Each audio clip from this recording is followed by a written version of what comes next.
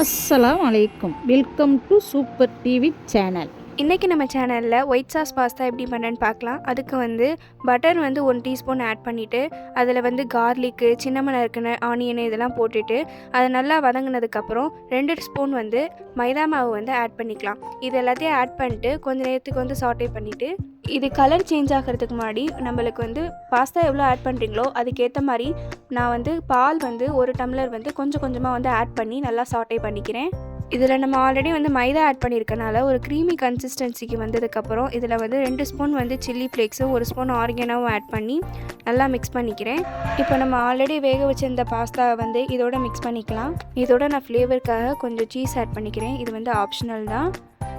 And now நம்மளுக்கு இப்போது நம்மளோட க்ரீமி அண்ட் டேஸ்டியான ஒயிட் சாஸ் பாஸ்தா ரெடி ஆயிடுச்சு. இந்த வீடியோ பிடிச்சிருந்துச்சுன்னா லைக் பண்ணுங்கள், ஷேர் பண்ணுங்கள், கமெண்ட் பண்ணுங்கள், அப்படியே சப்ஸ்கிரைப் பண்ணுங்கள்.